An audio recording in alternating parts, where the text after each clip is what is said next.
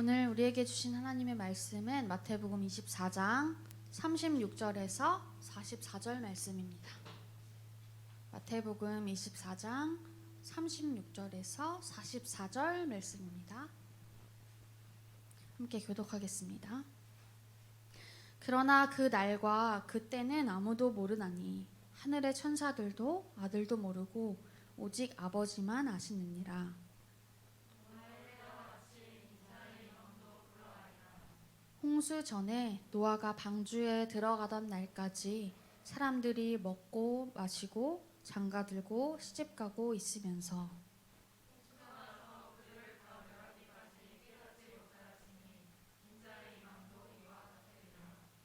그때에 두 사람이 밭에 있음에 한 사람은 데려가고 한 사람은 버려둠을 당할 것이요.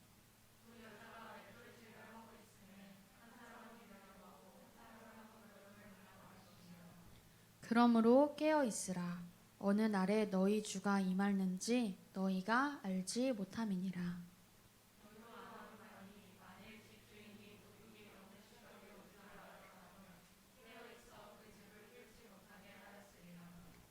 이러므로 너희도 준비하고 있으라. 생각하지 않은 때에 인자가 오리라. 아멘. 할렐루야. 청년부 예배 함께 하시는 모든 분들을 주님의 이름으로 축복하고 환영합니다. 오늘은 강림절 제2주인데요. 이렇게 앞에 초가 2개 붙여져 있죠. 처음에 가장 진한 이 초는 희망을 뜻하고 두 번째 초는 평화를 뜻합니다. 매 시간 이거를 기억하면서 우리가 함께 강림절을 보냈으면 좋겠는데요.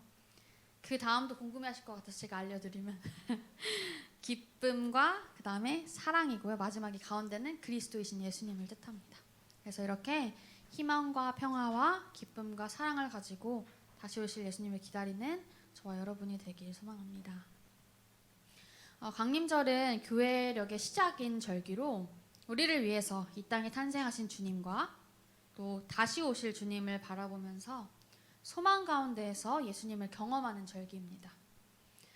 말씀을 전하고 듣는 이 시간 우리와 늘 함께 하시는 성령님께서 우리의 마음을 참 소망이신 예수님께로 또 서로에게로 활짝 열어주시길 기도하고 기대합니다. 오늘 말씀 본문은 마태복음 24장 36절에서 44절인데요. 마태복음은 간략하게 가르치는 복음서라고 이야기를 해요. 많은 학자들이 이 마태복음이 AD 80년대 중반쯤에 기록되었을 것이라고 추정을 하는데요. 그리고 그 조금 전인 66년에서 70년에 유대 전쟁이 일어납니다. 그리스계 로마인들과 유대인 사이에서 종교 전쟁이 일어난 건데요. 결국 전쟁은 로마군이 예루살렘을 함락시키고 또 성전을 불태우고 유대인 저항군을 진압하면서 끝이 납니다. 이 전쟁으로 유대인이 110만 명이나 죽었고 유대인이 자신의 국가를 잃어버리고 흩어져서 로마 제국의 전역으로 퍼져나가게 되는 디아스포라가 본격적으로 시작됩니다. 유대교에서는 성전과 율법 이렇게 두 가지가 가장 큰 두 가지 중요한 갈래였는데 전쟁으로 성전이 파괴가 되었다고 했어요. 그러면 이제 뭐가 남았죠? 율법, 그렇죠. 율법이 남았죠. 이 율법을 중시하던 바리새인들, 바리새파가 유대인들에게 야 우리 뭉쳐야 살 수 있어 라고 하면서 결속력을 주장하게 됩니다. 그런데 당시 기독교인들은 오직 예수님의 복음을 전하는 데에만 집중을 하고 주력을 했고 로마 정부에 대해서는 그렇게 적대심을 가지거나 또 그들을 자극하는 일들을 하지 않았어요. 그런데 반면에 유대인들은 로마에 대해서 되게 적대적이었습니다. 아마도 자신들이 중요하게 생각하는 성전을 파괴했기 때문이겠죠. 그렇기 때문에 로마로부터 정치적인 자유도 얻고 싶고 또 그것을 쟁취하고자 하기 위해서 유대인들은 기회만 되면 로마에게 저항을 했습니다. 그런데 기독교인들은 저항을 하지 않고 적대를 가지지 않으니까 이 유대인들이 기독교인들을 주목하면서 박해가 시작됩니다. 한편 이 기독교인들은 어떻게 예수님의 가르침을 잘 포장해서 전할 수가 있을까? 유대인들에게 전할 수 있고 또 이방인들에게 전할 수 있을까를 고민했겠죠. 이렇게 적대적인 유대적 배경에서 변증으로 기록한 것이 마태복음입니다. 이 마태복음의 저자로 여겨지는 마태는 대외적으로는 기독교가 이런 거야 라고 하는 변증을 위해서, 또 대내적으로는 그 변증을 뒷받침할 교회의 교육, 교회에서의 가르침에 목적을 두어서 이 교회 내에서 질서를 유지하고자 노력했습니다. 이러한 목적을 가지고 마태복음이 만들어진 거예요. 근데 이 마태복음에는 예수님의 5가지 강화가 있습니다. 5대 강화라고 하는데요. 중요한 5가지 가르침이란 뜻이에요. 그래서 오늘의 본문이 그중 마지막인 5번째 강화로 종말과 재림에 관한 예언과 가르침을 알려줍니다. 예수님의 강화는 제자들이 질문을 뭐라고 하면은 예수님이 뭐라고 이렇게 대답하는 형식으로 이루어져 있는데요.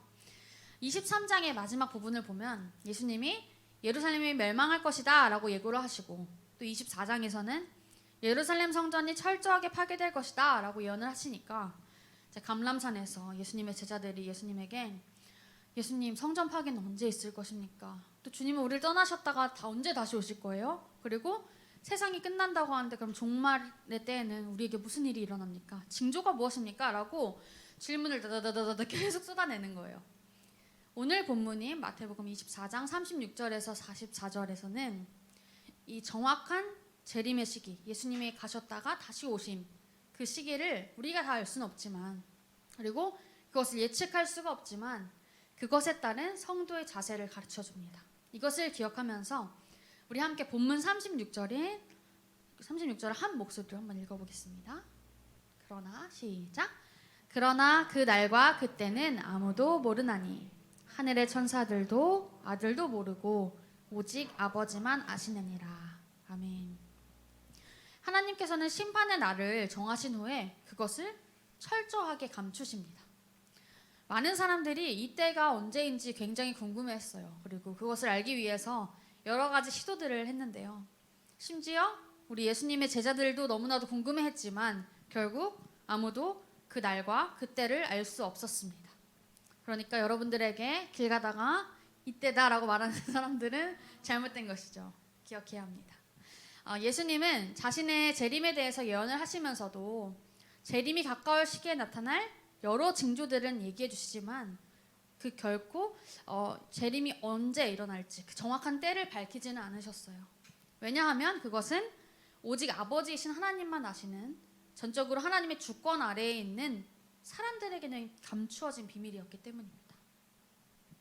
예수님은 그때에 대해서 설명을 하시면서 유대인이라면 누구나 알고 있었을 노아의 방주 이야기를 꺼내십니다. 우리 함께 37절부터 39절까지 한 목소리로 읽어보겠습니다. 시작. 노아의 때와 같이 인자의 임함도 그러하리라. 홍수 전에 노아가 방주에 들어가던 날까지 사람들이 먹고 마시고 장가들고 시집가고 있으면서 홍수가 나서 그들을 다 멸하기까지 깨닫지 못하였으니 인자의 임함도 이와 같으리라. 아멘. 예수님은 이 이야기를 통해서 다시 오실 그날, 아무런 예고 없이 아무도 예측하지 못한 때에 오실 것을 이야기하십니다. 주님은 노아의 때처럼 먹고 마시고 장가가고 시집가는 그 일상을 살고 있는 그 현장에 심판하시는 주님으로 강림하실 것입니다. 하나님께서는 노아를 통해서 그 시대의 사람들에게 계속해서 경고를 보내셨지만 노아 시대 사람들은 그것을 무시했고 또 일상을 그냥 그대로 살아가면서 마치 자신들이 영원을 살 것처럼 아무도 의식하지 않으면서 살아갔습니다. 결국 그들은 심판의 날이 오고 또 모두가 멸망할 때까지 그것을 깨닫지 못했습니다. 어쩌면 예수님은 그 당시 이 가르침을 듣고 있던 이들이 그렇게 기다렸던 메시아, 왕되신 주, 하나님의 아들이신 예수님을 눈앞에 두고도 그저 살아온 대로 일상을 살아가고 하나님이신 예수님을 의식하지 않고 자신의 죄를 깨닫지 않는 모습을 보시면서 아픈 마음으로 이 말씀을 전하셨을 것 같습니다. 그리고 그들과 똑같은 길을 걷고 있는 지금의 우리에게도 오늘의 말씀을 주십니다. 우리 함께 40절에서 42절 말씀을 한 목소리로 읽겠습니다. 그때에 두 사람이 밭에 있음에 한 사람은 데려가고 한 사람은 버려둠을 당할 것이요 두 여자가 맷돌질을 하고 있음에 한 사람은 데려가고 한 사람은 버려둠을 당할 것이니라. 그러므로 다음이요? 그러므로 없을까요? 제가 읽어드릴게요. 그러므로 깨어 있으라. 어느 날에 너희 주가 임하는지 너희가 알지 못함이니라. 아멘. 심판하시는 그 날에 그 심판의 기준은 이 사람이 밭에 있던지 바다에 있던지 어디에 있던지가 아니라 또 맷돌질을 하던지 쟁기질을 하던지 무슨 일을 그 당시 하고 있는지가 중요한 것이 아니라 어떠한 생각으로 어떠한 삶을 살았는가가 중요한 부분인 것 같습니다. 예수님은 깨어 있으라고 말씀하시는데요. 깨어 있어서 다시 오실 주님을 준비하는 사람은 우리 주님께서 그날 택해 주시고 사랑해 주시고 안아 주실 것이라 믿습니다. 우리 남은 구절인 43절과 44절을 한 목소리로 읽어보겠습니다. 있을까요? 네, 시작. 너희도 아는 바니 만일 집 주인이 도둑이 어느 시각에 올 줄을 알았더라면 깨어 있어 그 집을 뚫지 못하게 하였으리라. 이러므로 너희도 준비하고 있으라. 생각하지 않은 때에 인자가 오리라. 아멘. 예수님은 준비하고 있으라고 말씀하세요. 우리는 항상 주님의 다시 오심을 준비하는 삶을 살아야 합니다. 도둑이 누군가한테 이렇게 너네 집에 가서 뭐 훔칠 거야 라고 예고하지 않잖아요. 그런 것처럼 그렇게 예고하지 않고 누군가의 집에 들어오는 것처럼 주님께서도 생각하지 않은 때에 오실 것이기 때문입니다. 그렇기 때문에 주님이 언제 오시는 거야 도대체 라고 그때를 알려고 하는 것보다는 우리가 언제 오시든지 상관이 없도록 날마다 준비된 삶을 살아야 할 것입니다. 그런데 우리 예수님께서 다시 오시는 이유는 무엇일까요? 우리를 혼내주려는 것이 목적일까요? 아니면 예수님이 사랑하시는 일부 사람들만 선택해 주시려고 하는 것이 목적일까요? 예수님은 모든 민족을 제자로 삼아라는 명령을 하셨어요. 그리고 예수님은 교회가 예수님의 모범을 따르도록 명령하고 계십니다.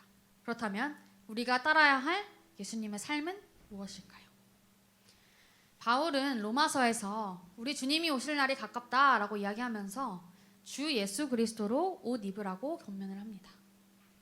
그리스도의 옷을 입는다는 것은 예수님의 성품을 본받는 일뿐만 아니라 예수님과 가깝게 지내는 것, 가까운 교제 속에서 살아가야 함을 의미합니다.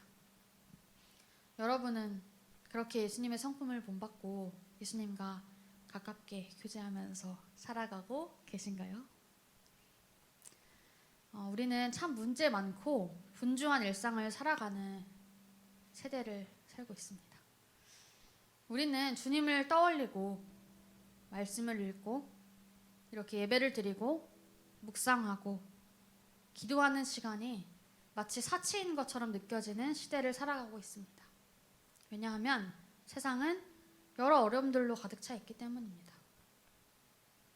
그래서 하나님을 믿는 우리 또한 참 걱정스럽고 두렵고 슬픈 마음이 드는 것이 사실입니다.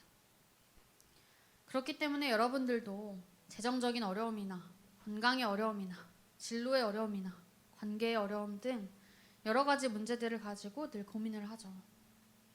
그런데 우리는 그렇게 예수님을 닮겠다고 말씀을 들으면서 다짐을 하면서도 내일이면 일상이잖아요. 그렇죠? 일상 속에서 그렇게 살아내지 못하기 때문에 참 낭망하고 스스로한테 실망할 때도 많습니다. 그러나 여러분, 마음이 가난한 우리에게 아름다운 소식으로 주어진 복음을 기억하십시오. 우리 함께 이사야 61장 1절에서 3절을 함께 읽겠습니다. 시작. 주 여호와의 영이 내게 내리셨으니 이는 여호와께서 내게 기름을 부으사 가난한 자에게 아름다운 소식을 전하게 하려 하심이라. 나를 보내사 마음이 상한 자를 고치며 포로된 자에게 자유를 갇힌 자에게 노임을 선포하며 여호와의 은혜의 해와 우리 하나님의 보복의 날을 선포하여 모든 슬픈 자를 위로하되 무릇 시온에서 슬퍼하는 자에게 화관을 주어 그 죄를 대신하여 기쁨의 기름으로 그 슬픔을 대신하며 찬송의 옷으로 그 근심을 대신하시고 그들이 의의 나무 곧 여호와께서 심으신 그 영광을 나타낼 자라 일컬음을 받게 하려 하심이라. 아멘. 그렇습니다. 오늘 설교의 제목이 지금 오고 계시는 하나님이거든요. 우리 하나님께서는 지금 오고 계십니다. 다시 오실 주님은 마음이 상한 우리를 치유하시고 포로된 이들에게 자유를 주시며 절망이라는 감옥에 갇힌 이들을 풀어주실 것입니다. 그렇게 시들어진 우리의 마음 가운데에 진정한 찬양의 꽃을 피우게 하실 것입니다. 그렇기에 여러분들은 우리가 주님의 자녀라는 사실을 잊지 말고 그 신분에 합당한 삶을 살아야 합니다. 주님께서 우리를 구원하심으로 새로운 생명을 주셨어요. 그렇기 때문에 우리는 다시 얻은 그 삶을 하나님께 드릴 수 있습니다. 우리는 연약하지만 주님은 강하시기에 주님의 뜻 안에서 주님의 은혜로 우리를 변화시켜 주실 것입니다. 그렇게 우리를 위해 이 땅에 탄생하신 주님과 또 다시 오실 주님을 바라보면서 소망 가운데 예수님을 경험하는 우리가 되기를, 사랑하신 예수님을 따라서 예수님을 위해서 매일을 살아가는 우리가 되기를, 예수님이 오실 때를 잘 준비하고 살아가면서 다시 오실 주님, 지금 오고 계시는 하나님을 즐겁게 맞이하는 저와 여러분이 되기를 주님의 이름으로 축복합니다.